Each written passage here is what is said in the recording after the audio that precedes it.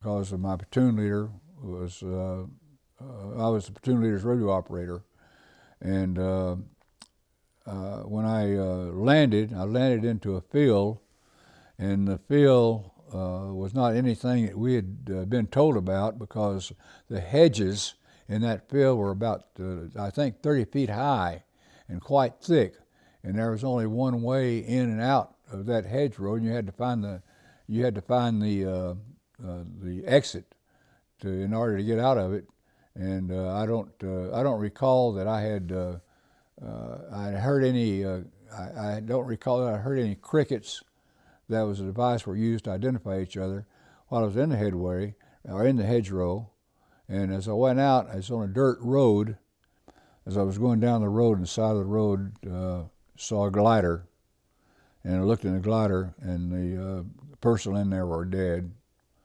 And so I continued to walk down the road, and I heard a motorcycle coming, and I knew that I didn't think we had a motorcycle. We probably did, but I wasn't aware of it. So as far as I knew, the motorcycle was a German motorcycle, and it was a motorcycle with a sidecar with two people, and I opened up on them and killed them, and then continued to march on into St. Mary Glise. And as I entered St. Mary Glise, I saw the church, and on the church steeple, one of our troopers still was hanging on the church steeple. I thought he was dead, but he was still alive, and I think he'd been wounded in the ankle, and he got down and managed to escape. And that's the thing that I remember most vividly. I was with George Company of the 505, and they were in the Germans had dug trenches around St. Mary Glise, as if they had known that at one point in the conflict that they would probably be in that area, and would probably be fighting the advancing troops. But sure enough, we were there in the pit, and they had an 80 millimeter mortar position, a 505 80 millimeter mortar position set up at the far end of the pit, and we were under artillery fire, and one artillery round got them, and unluckily killed all the mortar squad. So that was my first introduction to combat. Saying, well, here it is, and we're fighting, and people are getting killed, and be careful and don't get killed. As careful as you can, don't get killed.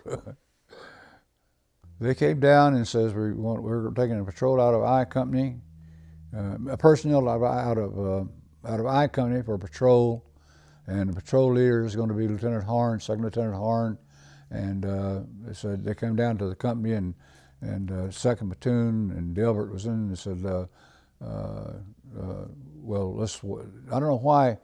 Maybe it was because I was a radio operator that I wasn't going to be taken to that particular patrol. But I said, well, no, you let him sleep. I'll go to patrol, and I volunteered for patrol. And I can visualize that so clear in my mind right now, that we were walking down a dirt road, and there's Bill Hughes and myself in the lead, and I'm here on this side, and Bill is over here on this side. And a big mistake going down the damn road in the first place. I don't know why we were, but there's ditches on each side of the road, and up front here was a little wooded piece of terrain, and that German vehicle, mechanized vehicle, was in there, and of course we didn't see it then. And we're watching up, and the first thing I hear was a fire, and there's automatic fire from machine guns. Their machine guns, the rate of fire was a lot faster than ours. Ours would go chick, chick, chick, chick, chick, and theirs would go, and they go, and they got me in the shoulder, and hit me in the ditch, and then they got me in the back of the head. And Bill would, I'm in the ditch then, and Bill would say, Bob, are you all right? And every time he'd say that, they'd open up again and just try to clip in my head again. And I thought, I wish you'd shut that shit up. Well, he says, I'm going to knock them out, and he did. and he saved my life. He knocked that vehicle out and saved my life. He had a submachine gun, a Thompson submachine gun, and he just opened up a fire. He was close enough to him that his fire was very effective, and he just opened up with him on that submachine gun. And they were worried about, they were trying to keep me down. They were still firing at me, knowing that they knew that they'd hit me. Visually, they knew that they'd hit me, and they're firing at him, or firing at me, and so he opened up on him, and he got him, and he knocked out the damn mechanical, the mechanized vehicle, and he really got him. He shut him up, and I got out of the ditch, and we got back on the road, and we went back to our position, and I went to the battalion aid station, and our battalion surgeon was there, and he treated me first. But I know that as a part of the reaction, that I still had my weapon, and that I knew that Bill was going to open up on him, so I got up too and opened up on him with my weapon too. And now, did I do any damage with it? I don't know. I was just firing at the buck, and that Bill was firing at more specific targets, and so I returned fire. Well, I'll tell you what it felt like. You see that? Okay. The shoulder, and then they got me right in the back of the head too here. And you feel here, you can feel the steel plate in my head. I survived. Believe it or not, this happened on my 19th birthday. Well, we were alerted that the 508 was going to participate in another action, and it was the Market Garden, and it was an airborne invasion of Holland, and that the area that we were going into, or the Nijmegen area, in which it was critical that we capture the bridge in Nijmegen to get across the river to continue the advance of the friendly troops in Market Garden. And it was a Sunday afternoon, September the 17th, I believe. Sunday afternoon, September the 17th, and we went out to the airfield, loaded up our aircraft, and one incident I remember, I think the plane dropped their equipment. The equipment bundles were under the wing, and that equipment bundle dropped and exploded and killed some of our troops that day. And that was just as we were taking off. But we did take off. We flew over the coast into Holland. We would get intermediate anti-aircraft fire, and as we approached our objective at Nijmegen, and as we were coming in, our plane was hit with flak, and I've got some wounds in my face, or my forehead, and nothing really serious. But my platoon leader in front was hit also, and I don't recall having seen him again after he had been hit in the plane. It wasn't killed, but I guess he was wounded enough that he had to be evacuated out. We took our objectives in Holland, and we were then given objectives to continue the attack, and our battalion was going to attack across the open territory and to a town at some distance, maybe 500 yards, some distance away. And as we were going into attack, the Germans had trenches across the area that we were attacking, and I went over one trench. As I jumped over the trench, I saw the German that he had later I looked at him. He had the German Schweizer, and he raised up and he looked, and when he did, I hit him in the chest with a submachine gun and killed him.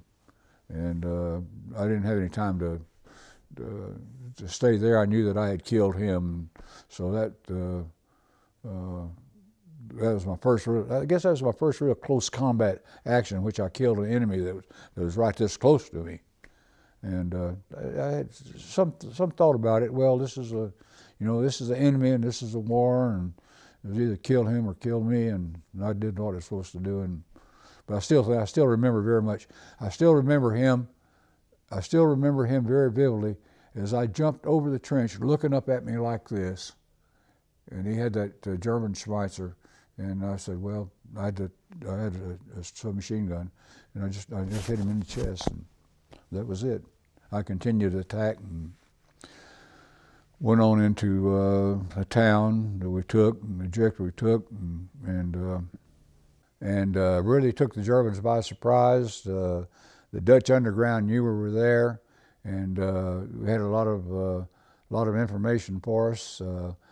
Our battalion, 3rd Battalion of the 08, went into Nijmegen and got in pretty quick, and we were in an area there that just on the outskirts of Nijmegen, and we had a Sunday afternoon, and the Germans I said, well, the Germans are out walking with their Dutch girlfriends, and we sort of took them by surprise.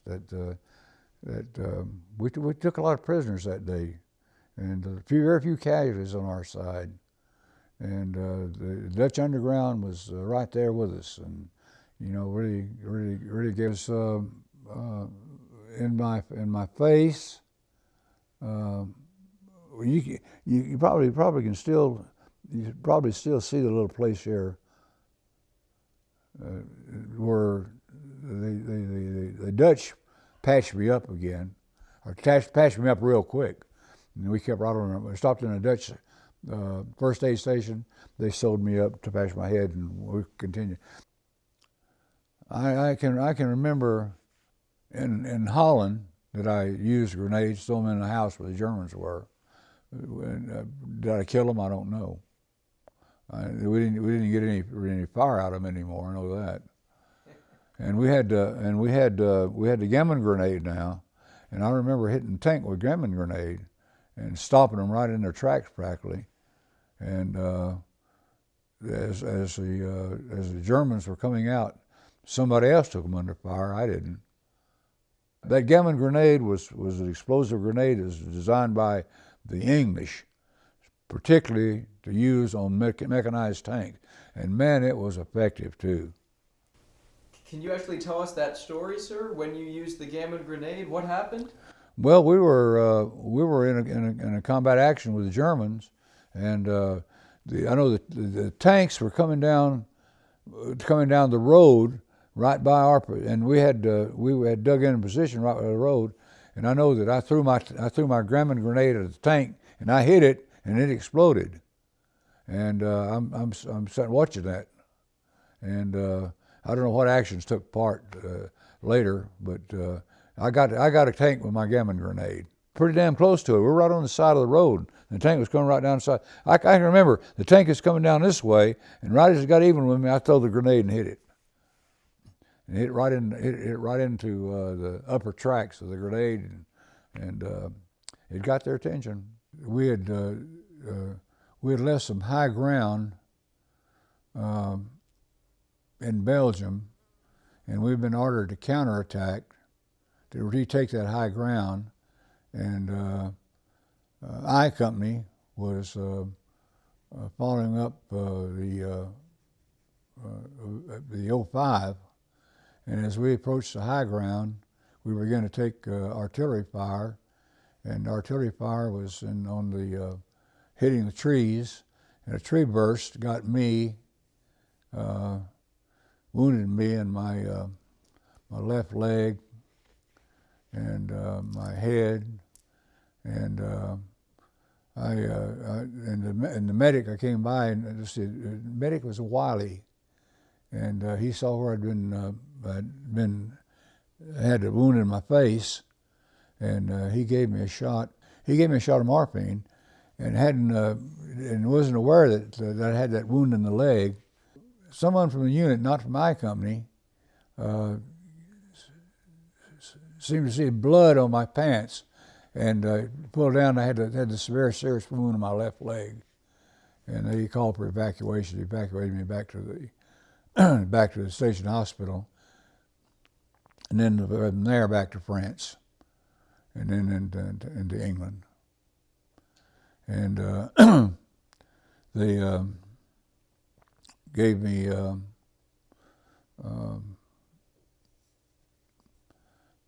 blood transfusion, and as they would come in, they'd talk about decide whether or not they was going to amputate my leg or not, which really disturbed me.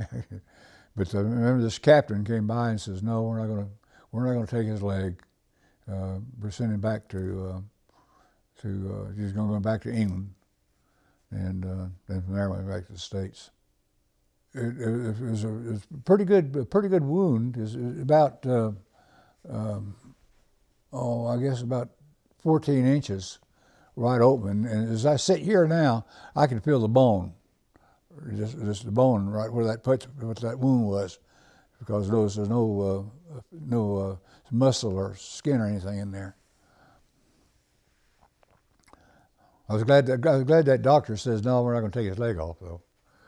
I think that it was freezing weather, and I think had it not been the fact that froze, that I might have died from loss of blood right then. But it froze, and it stopped the bleeding in that leg there.